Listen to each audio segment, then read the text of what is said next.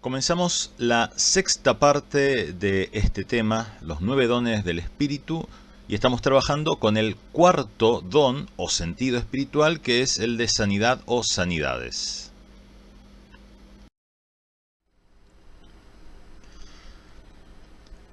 El sentido de la sanidad, cuando es activado y utilizado, implica una bendición.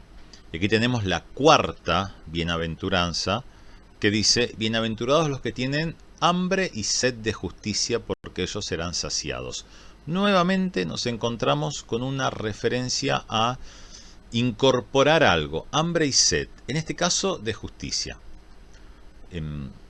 Cuando Dios hizo tanto énfasis en los alimentos, en la ley de Moisés, estaba queriendo enseñar estos principios. No solamente lo físico, que sí es importante, de hecho no deberíamos desestimarlo en este tiempo, todo lo contrario, sino también lo espiritual.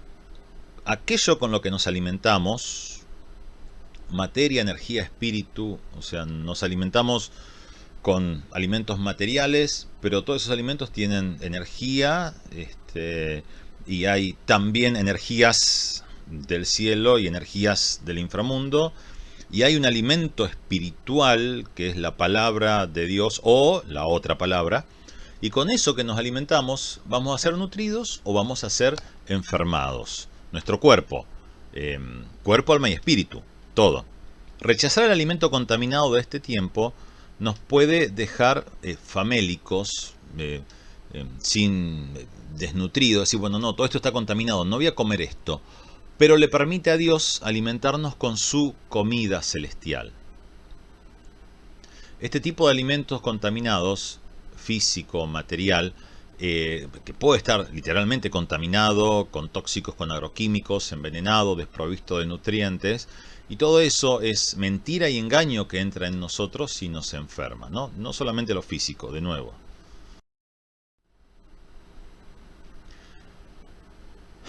¿Con qué y cómo fue hecho ese alimento? Hoy en día tenemos que preguntarnos eso. ¿Hay injusticia y muerte en eso que estamos comiendo? Una cosa es que yo cultive un tomate y me como ese tomate, o vaya a comprar un tomate en la verdulería, pero hay toda otra serie de alimentos ultraprocesados y no sabemos lo que hay ahí. Simplemente tiene un envase bonito, a todo color, con una etiqueta muy linda, pero ¿qué hay ahí? Puede haber muchísimas cosas. De hecho, eh, hay, hay productos que se toman a partir de células de aborto, por ejemplo, y ahí ya hay un pacto de sangre. Hay tantas sustancias que pueden contaminar, sobre las cuales no hay control, porque no faltan muchísimos controles realmente en toda la industria alimenticia. Hay pactos hechos, por más que el alimento sea bueno, la industria, la empresa que lo procesó, ha hecho pactos oscuros allí.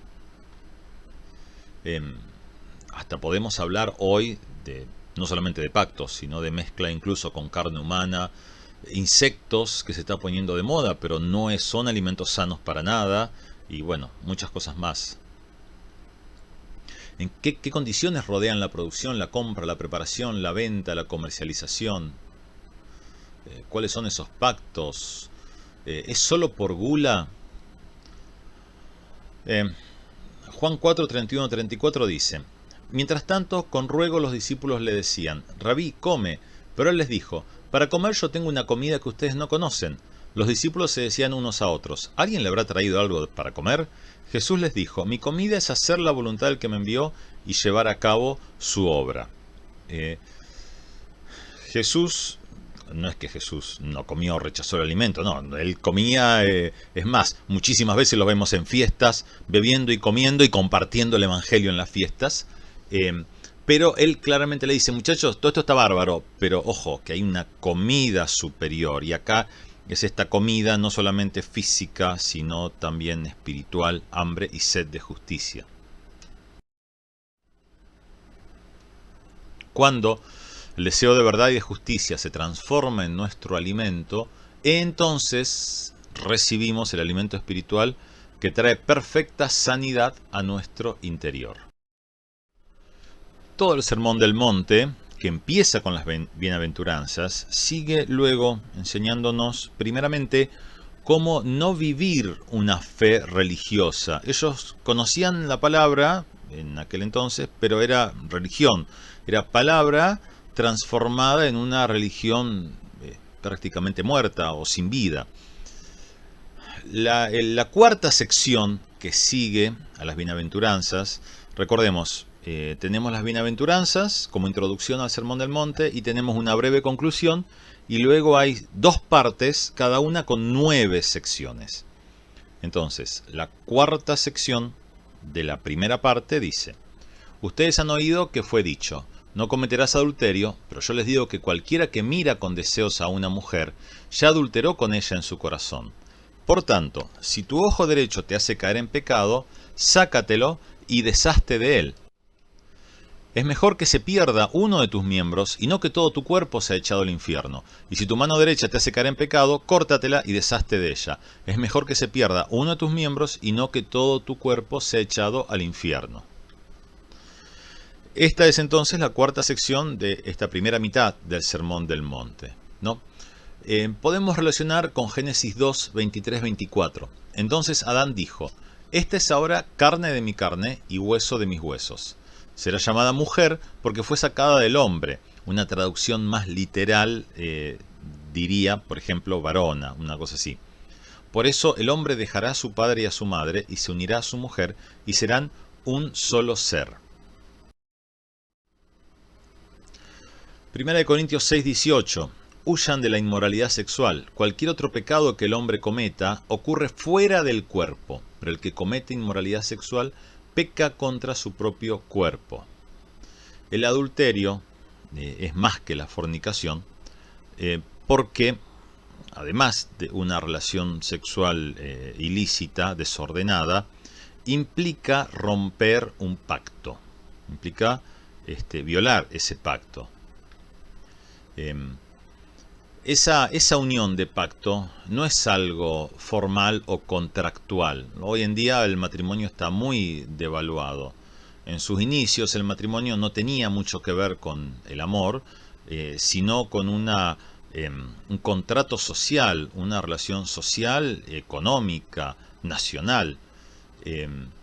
Pero más allá de eso, que es un contrato social, económico, que incluye el amor, por supuesto, hay una unión espiritual.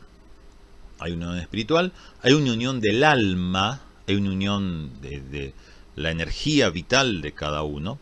Y el adulterio, al romper ese pacto, afecta todo nuestro interior. O sea, porque hay una conexión entre la energía vital de ambos cónyuges y ahora eso está contaminado, está alterado con otra energía, repito, amén de la dimensión de pecado que es, además de eso. Entonces, en el área de sanidades podemos hablar, por ejemplo, de todas las enfermedades de transmisión sexual, que no solamente la tenemos que pensar en el sentido de una bacteria o de un virus. En realidad, la bacteria o el virus simplemente está manifestando en lo natural, en lo físico, en lo corporal, algo que ha ocurrido a nivel del alma y del espíritu. Entonces, hay que cortar esos órganos infectados en nuestro interior con la espada del Señor. Sacar eso de nuestro interior. Es como una operación, ¿no? No una operación física, literal, sino una operación del alma con tumores que se han desarrollado en el alma y que hay que cortarlos, hay que quitarlos. En la segunda sección del Sermón del Monte se nos habla no ya de dejar una vida religiosa, lo cual es muy importante, sino de crecer en una vida de fe verdadera. Y la cuarta parte que encontramos aquí dice lo siguiente: por lo tanto les digo, no se preocupen por su vida ni por qué comerán o qué beberán. De nuevo, incorporar, comer, beber, sanidades. Ni con qué cubrirán su cuerpo. Otra vez, cubrir, ser protegido para no ser dañado por lo que viene de afuera. ¿Acaso no vale más la vida que el alimento y el cuerpo más que el vestido? Miren las aves del cielo, que no siembran, ni cosechan, ni recogen en graneros, y el Padre Celestial las alimenta. ¿Acaso no valen ustedes mucho más que ellas? ¿Y quién de ustedes, por mucho que lo intente, puede añadir medio metro a su estatura? ¿Y por qué se preocupan por el vestido? Observen cómo crecen los lirios del campo. No trabajan ni hilan, y aún así ni el mismo Salomón, con toda su gloria, se vistió como uno de ellos. Pues si Dios viste así a la hierba que hoy está en el campo y mañana se echa en el horno, ¿no hará mucho más por ustedes, hombres de poca fe? Por lo tanto, no se preocupen ni se pregunten qué comeremos o qué beberemos o qué vestiremos, porque la gente anda tras todo esto, pero su Padre Celestial sabe que ustedes tienen necesidad de todas estas cosas. Por lo tanto, busquen primeramente el reino de Dios y su justicia, y todas estas cosas les serán añadidas.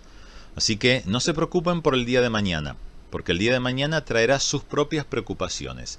Ya bastante tiene cada día con su propio mal. Entonces, estamos en la cuarta sección de la segunda mitad del Sermón del Monte. Comer, beber, vestirse, todo lo que tiene que ver con la salud física. Comer, el sustento a largo plazo, el desarrollo. Beber, el sustento inmediato, podemos verlo así, no es lo único. Vestido, la protección exterior, el abrigo. Al dejar estas preocupaciones en las manos del Señor, le permitimos a Él venir y habitar en nuestro interior físico, y salimos nosotros de ahí, es decir, del lugar de autoridad y control. O mejor dicho, nos sometemos a Él para obedecerlo en ese lugar.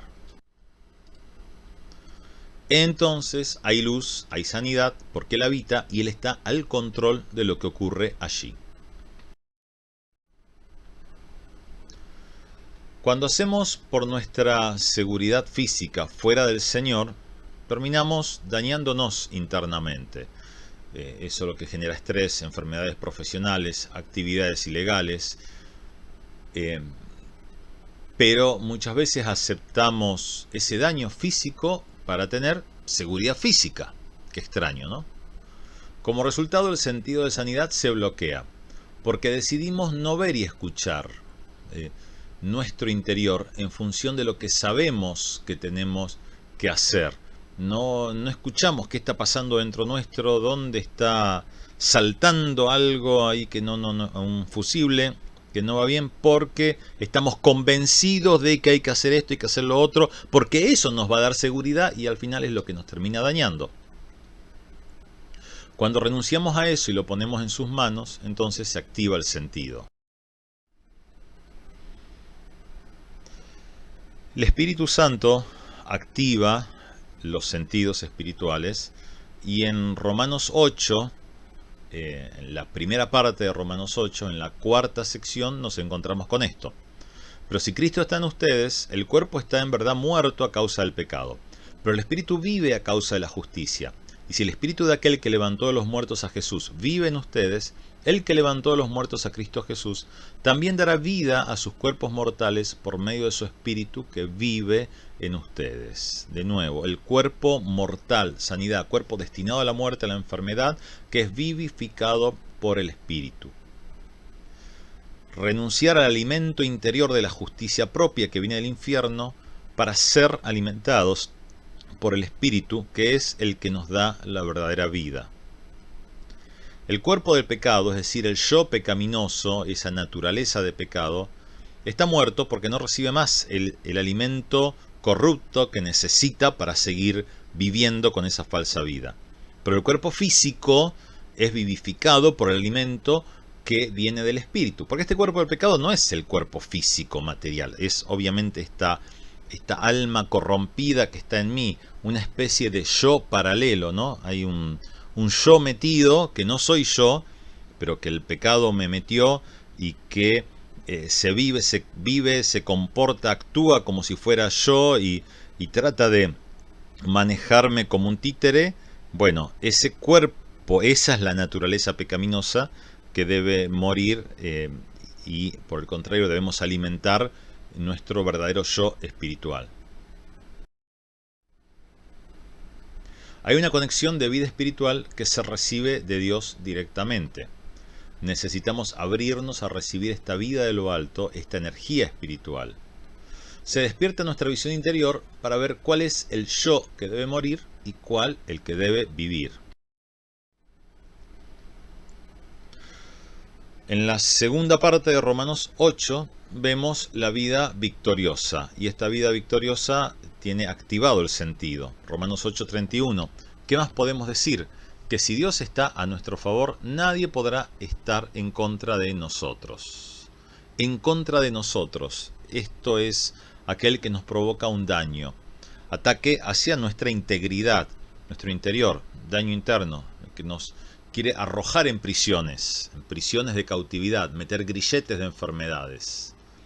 No se trata aquí de que nosotros caigamos por nuestro propio pecado, no está diciendo eso, o por nuestra imprudencia, sino de que seamos arrojados a un foso, perseguidos, agarrados, entrampados, atrapados.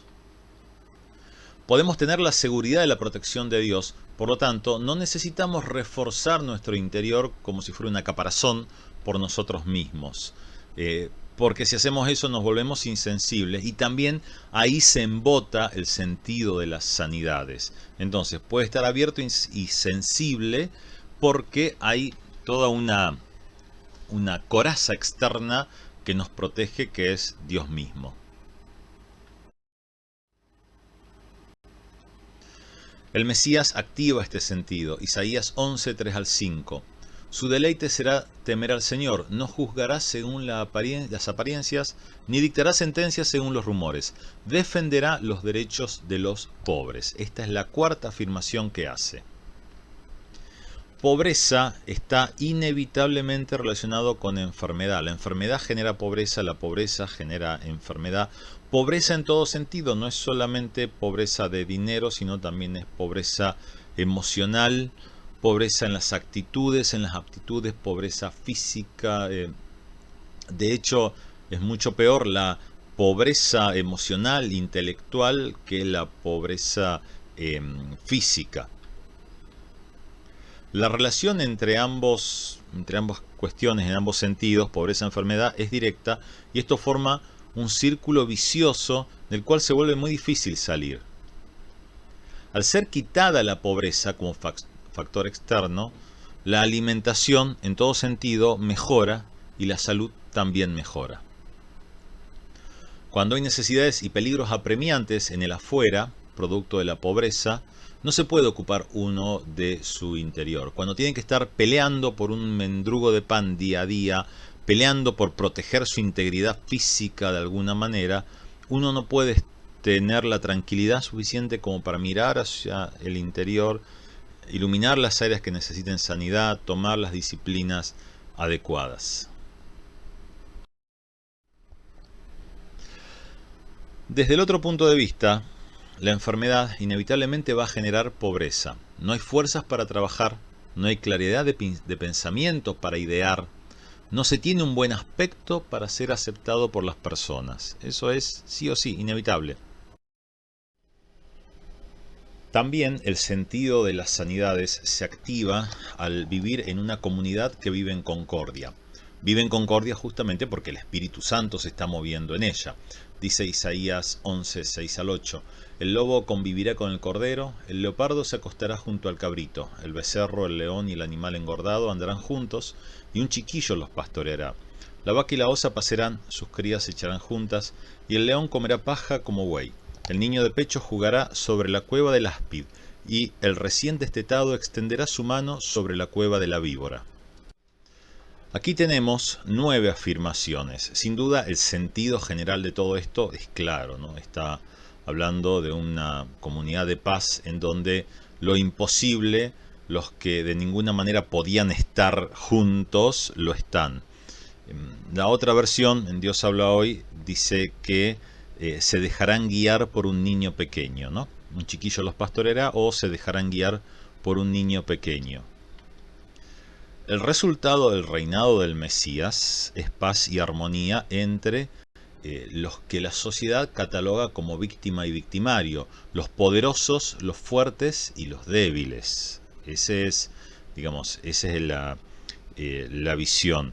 Ahora, nosotros podemos ver esto en el futuro, hacia el futuro, está bien, sin duda que sí, pero también lo podemos ver en el presente dentro del pueblo de Dios. El pueblo de Dios debe vivir esta realidad. No es lo que vemos en muchos que se llaman pueblo de Dios, sin duda, pero es como debe ser. Los santos, los verdaderamente santos, deben vivir y tienen el espíritu para poder vivir de esta manera, ¿no? El fuerte con el débil, el agresivo, se me, se me ocurre la imagen del que es agresivo para hacer negocios, para conquistar cosas, con el que es más tranquilo, más calmado, bueno, en paz y en armonía y en unidad, no uno dominando al otro. Cuando el hambre y sed verdadera es por justicia, no se es ninguna amenaza el uno para el otro. Cuando hay paciencia, entonces uno puede ser guiado por un niño inexperto. La persona que no está ardida en su interior, que no arde, puede volverse como un niño y entonces aceptar las indicaciones sencillas que un niño trae, lo cual va a redundar en sanidad al cuerpo. 1 Corintios 14:20, hermanos, no sean como niños en su modo de razonar, sean como niños en cuanto a la malicia, pero en su modo de razonar actúen como gente madura. Aquí hay un límite claro, no tenemos que ser ingenuos y tontos de creer cualquier cosa, de ninguna manera. La Biblia nos dice una y otra y otra y otra vez que no tenemos que ser ingenuos, que tenemos que ser astutos, pero en cuanto a la malicia, es decir, a pensar mal, en tratar de sacar provecho el uno del otro, debemos ser como niños. Cuando Isaías nos habla de las fieras, nos está hablando de personas que en situación normal podrían perfectamente sacar provecho del otro, que está representado con una oveja, con una vaca. Pero sin embargo eso no ocurre. En el pueblo de Dios, cuando está lleno del Espíritu Santo, eso no ocurre. Al contrario, ocurre que los que tienen más recursos y más capacidad ayudan a los otros. Un niño representa la vida en toda su esplendor. Vida equivale a salud. Vida equivale a salud. El niño representa normalmente una salud plena. La vida reverdeciendo, la vida siendo regenerada. Justamente Hechos capítulo 2, 44-47 nos muestra de una manera concreta lo que Isaías estaba anunciando proféticamente. Dice: y todos los que habían creído se mantenían unidos y lo compartían todo, vendían sus propiedades y posesiones, y todo lo compartían entre todos, según las necesidades de cada uno. Todos los días se reunían en el templo y partían el pan en las casas, y comían juntos con alegría y sencillez de corazón, mientras alababan a Dios y brindaban ayuda a todo el pueblo. Y cada día el Señor añadía a la iglesia a los que debían de ser salvos. Entonces, tenemos a todos los que habían creído, primero, y segundo, tenemos una iglesia que estaba creciendo enormemente, pero ¿por qué? Porque estaban pasando varias cosas entre medio, y aquí se nos mencionan 9 cosas que están relacionadas con los sentidos espirituales, de tal manera que lo que nos está diciendo este texto es que los sentidos espirituales, al haber sido despertados y activados por el Espíritu Santo, estaban trayendo una cosecha de bendición. Entre ellas, lo cuarto que se menciona es: y todo lo compartían entre todos según las necesidades de cada uno. De esta forma, es obvio que las necesidades que en otra condición hubieran derivado en escasez, en dolencias, con lo cual la persona terminaba por caer en prisiones del alma, sea por enfermedad, sea por malnutrición, sea por angustia, eran resueltas y se evitaba todo eso.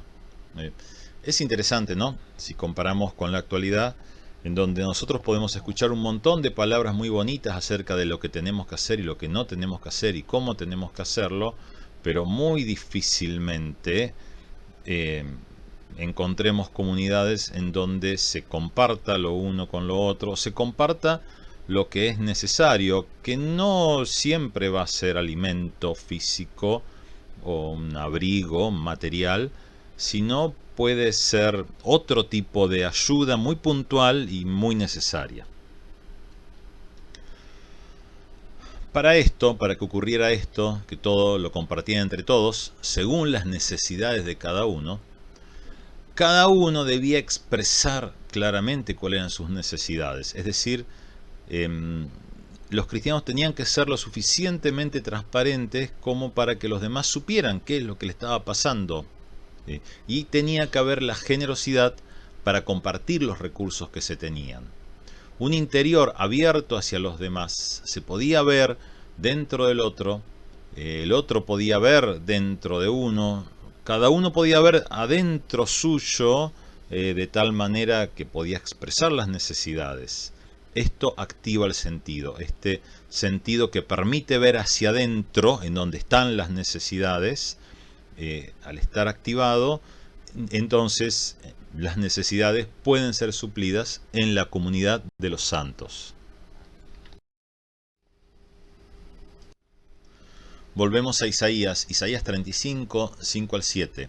Entonces, en ese entonces, se abrirán los ojos de los ciegos, lo mismo que los oídos de los sordos. Entonces los cojos saltarán como ciervos, y la lengua del mudo cantará. Porque en el desierto serán cavados pozos de agua, y en la soledad correrán torrentes. El páramo se convertirá en estanque, el sequedal en manantiales de agua, y en la guarida de los chacales crecerán cañas y juncos.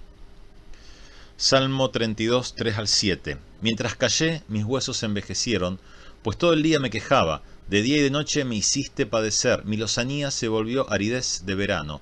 Te confesé mi pecado, no oculté mi maldad. Me dije, confesaré al Señor mi rebeldía, y tú perdonaste la maldad de mi pecado. Por eso todos tus fieles orarán a ti mientras pueda ser hallado.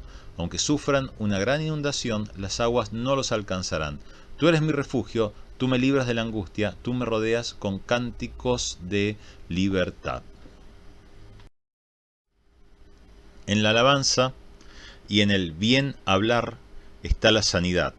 Lo que proclamamos con la boca, esta boca muda, pero que ahora es abierta para proclamar las alabanzas, entonces eso mismo es lo que permite traer sanidad en el interior de las personas.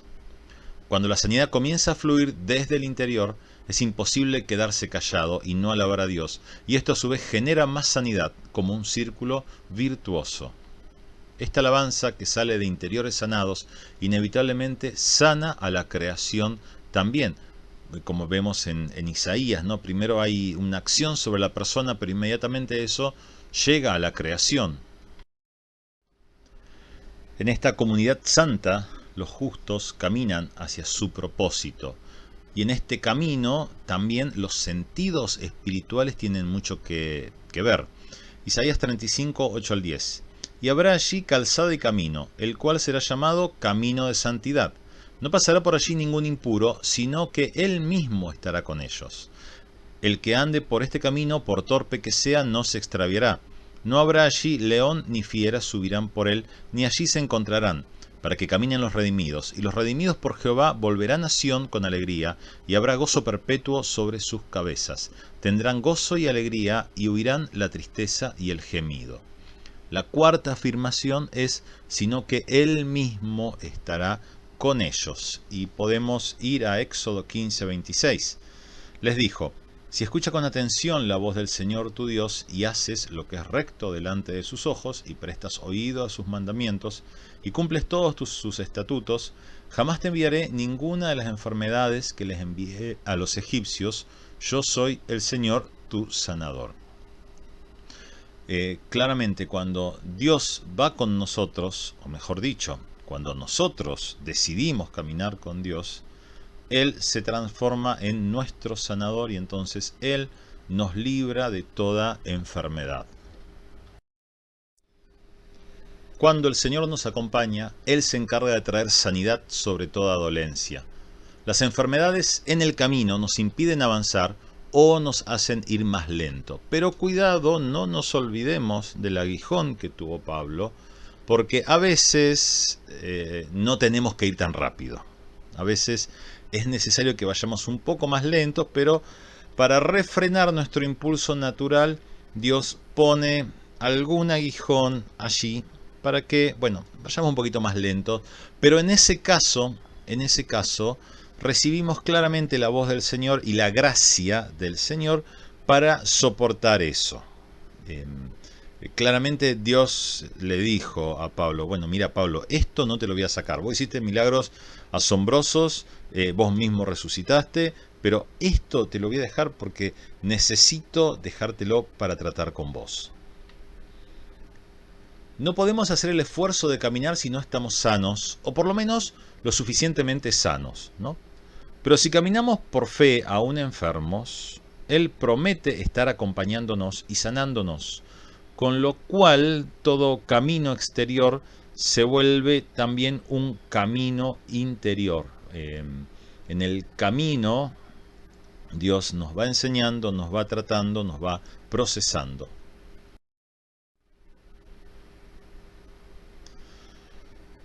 El Señor protege a sus fieles y esto tiene que ver con los sentidos.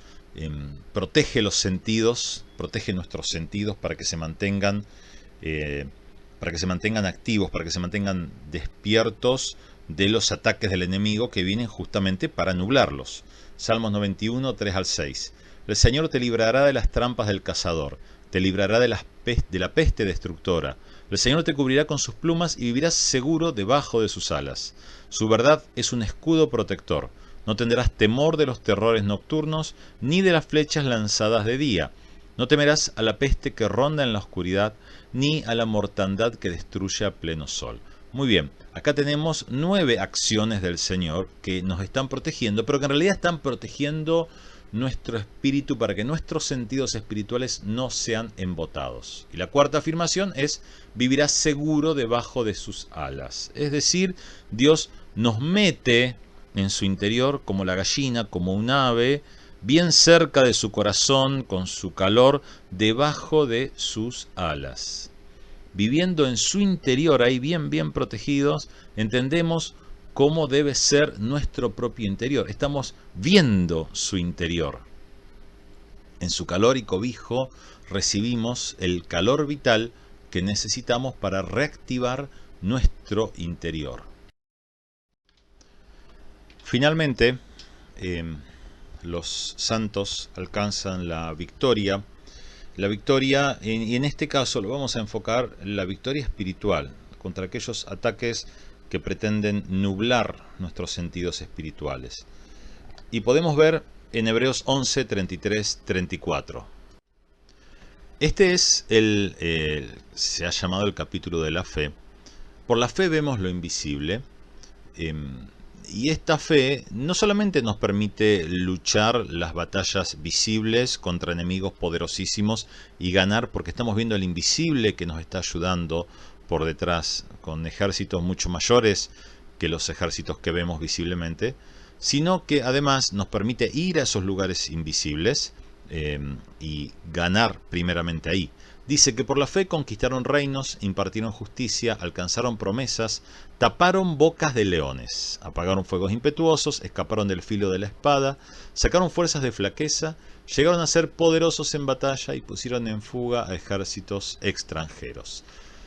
Y estos leones no son solamente los leones físicos, porque acá Pablo se está refiriendo sin duda a Daniel en el foso de los leones, toda la noche allí y la boca de los bichos completamente cerrada, sino que eso es una imagen. O sea, cuando Daniel es arrojado al foso de los leones, en realidad eso es una imagen física de una realidad espiritual, ¿no? Cuando nuestra alma o porciones de nuestra alma son arrojadas al inframundo y estos leones espirituales allí nos muerden y nos atacan para provocarnos sufrimiento que luego nos enfermarán físicamente. Bueno, eso está pasando ahí, y por la fe en lo que no vemos podemos tapar esas bocas. Por la fe, entonces, sin verlo, tapamos esas bocas y allí ocurre la sanidad en nuestro interior. Y así hemos concluido con todo el desarrollo del cuarto don del espíritu, sentido espiritual, que es el de la sanidad.